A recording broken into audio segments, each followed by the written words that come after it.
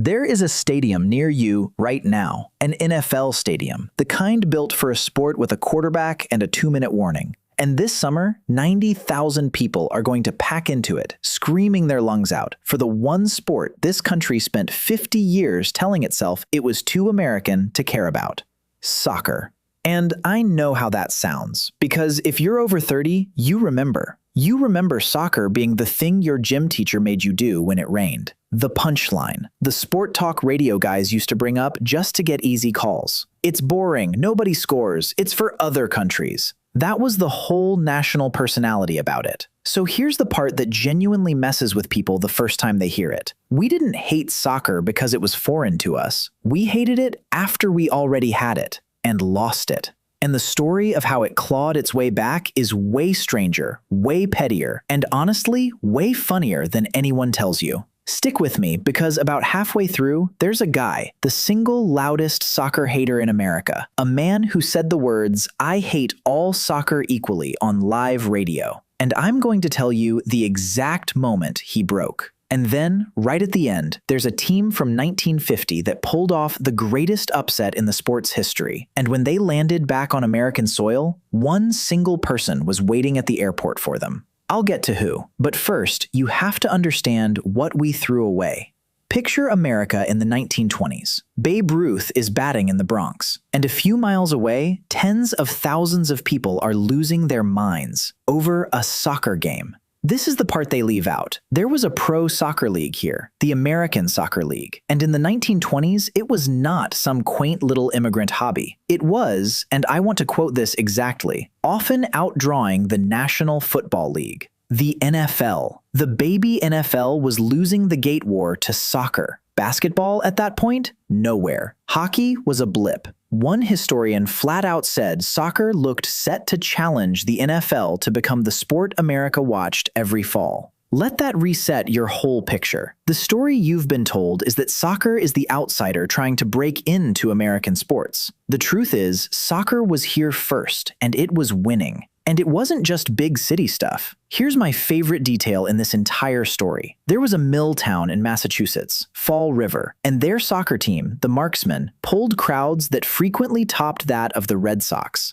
A textile town's soccer club, outdrawing the Boston Red Sox. And the owner was such a schemer that he built the stadium just barely over the Rhode Island line, on purpose, so he could dodge Massachusetts laws that banned games on Sundays. So what happened? If soccer was beating the NFL and outdrawing the Red Sox, where'd it go? And this is the twist nobody expects. It didn't die because Americans got bored. It got murdered. There was a power struggle in the late 1920s between the league and the sport's governing body, a full-on civil war, and the league literally got excommunicated from the Order of International Soccer. Then the Great Depression rolled in and finished off what was left. It wasn't apathy, it was a business divorce and a stock market crash. We didn't reject soccer, we fumbled it.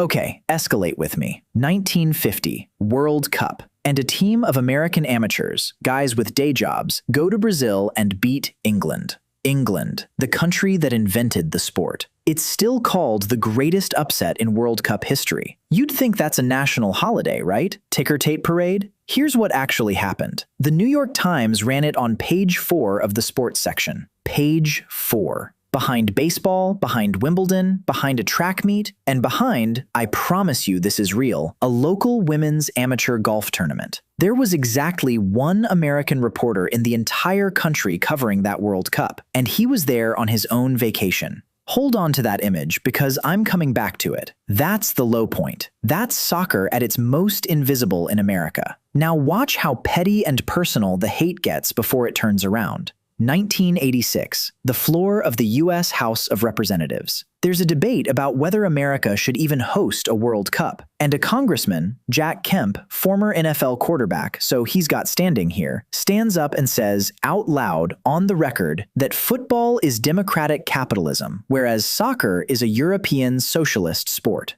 A socialist sport. In Congress. And then, this is the part that kills me. He seems to realize how it's going to sound, stops himself mid-thought, and goes, "I do not think I want to leave this on the record." He tried to delete it. His actual, serious argument against soccer, by the way, was that it does not have a quarterback. That was the case. No quarterback, therefore un-American. So now, soccer isn't just ignored. It's political. It's the enemy sport. And that framing is about to get a lot louder.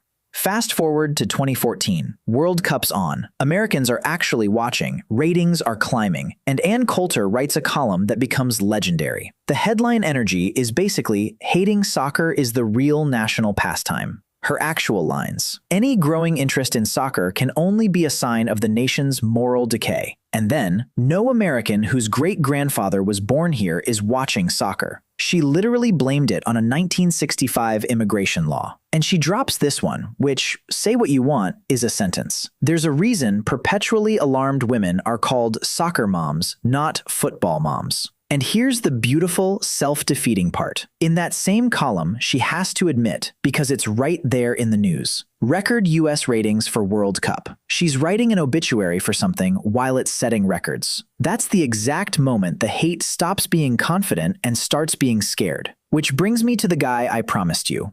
Jim Rome. If you don't know the name, he was the voice of American sports radio for a generation, and he hated soccer with a purity that was almost beautiful. His actual on-air creed: I don't hate American soccer. I hate all soccer. I hate all soccer equally, no matter where it's played or who plays it. That's a mission statement. That's a man who has thought about this. Now, 2010 World Cup. Landon Donovan scores this insane last-second goal to send the US through. One of those goals where the whole country screams at once. And the next day, Jim Rome, the I hate all soccer equally guy, opens his radio show for the first time in his life talking about soccer. And he knows what's happening to him because he says on air, "Look out the window. I think a pig just flew by." And then, almost scared, "What's happening to my radio show?" That's it. That's the moment the dam cracks. The loudest hater in America watched a pig fly out his own window. And years later, he'd admit he watched a US match start to finish. When Jim Rome folds, it's over. The hate has lost. But here's the thing. America didn't fall back in love with soccer because of some noble awakening. It happened through the side door, through a video game. Stay with me on this, because there's an actual peer-reviewed study on it. Researchers looked at the Americans watching the English Premier League around 2014 and found that of the roughly 700,000 of them, about 272,000, 39%, became fans specifically because of the FIFA video game. Not because they watched a match, because they played one. The numbers are wild. In 2012, over 2 million North Americans bought that year's FIFA game. The hockey game that year? 770,000. ESPN traced the whole thing to college frat houses. Literally, guys in camo hunting pants wearing AC Milan jerseys because that's the team they picked in the game. And think about what that means. Every other American sport, you watch it first, then maybe you play it. Soccer flipped it. An entire generation played the sport, learned the teams, learned the players, fell in love, with a controller in their hands, years before they ever bought a ticket. The fans were being built in living rooms the whole time. Nobody noticed until they showed up. And then they showed up. Escalate. Atlanta. Not a soccer city, right?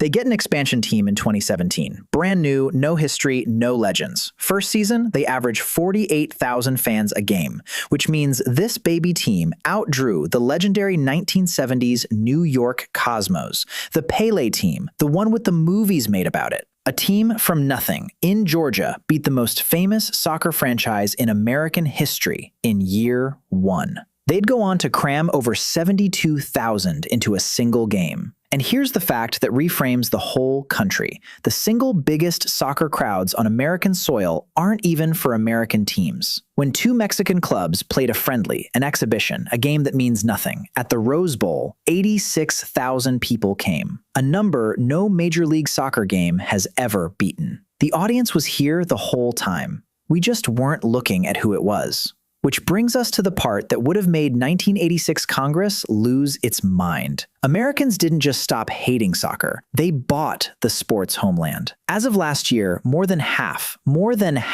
of the 92 teams in England and Wales's top 4 soccer leagues have American ownership. And it's the same people who own the sports we were told were the real American ones. The family that owns the Tampa Bay Buccaneers also owns Manchester United. The group that owns the Boston Red Sox also owns Liverpool, with LeBron James as a partner. And Ryan Reynolds, the actor, bought a 160-year-old Welsh club, and the fans voted to let him in. 1,800 yes, 26 no, 98.6%. The country that called it a socialist sport with no quarterback now quietly owns the game at its source. That's not acceptance, that's a takeover. Which is why I want to go back to that airport, 1950. Those American amateurs who beat England, the greatest upset the sport has ever seen. They fly home after doing something no one thought was possible. And the New York Times has them on page 4, behind the women's golf. And when they land, these guys who beat the country that invented the game, one of them, Walter Barr, said it plainly years later. The only person that met me at the airport was my wife. That's it. No crowd, no cameras, no parade. One wife at one gate for a man who just beat England. And 5 of the 11 players on that team came from a single neighborhood in St. Louis called The Hill. Kids of immigrants, playing a game their new country hadn't decided to love yet. I keep thinking about those guys now, because this summer, 90,000 people are going to fill an NFL stadium for this sport. There'll be American billionaires in the owner's box who bought half of England. There'll be kids in the stands who learned every player from a video game. And none of them will know the names of 11 guys who did the impossible in 1950 and came home to an empty airport. They planted this. They just never got to see it grow. So I want to ask you something, and I actually want the story, not just a great video. When did soccer sneak up on you? Was there a specific moment, a World Cup morning, a goal you screamed at, a kid you drove to practice at 7 a.m., a game in another country that got its hooks in you, where you realized you'd started caring about a sport you were kind of raised to make fun of? Tell me the moment. Tell me where you were and who you were with. Because that moment, multiplied by millions of people who'd never admit it, is the entire story of how the most hated sport in America quietly became its biggest.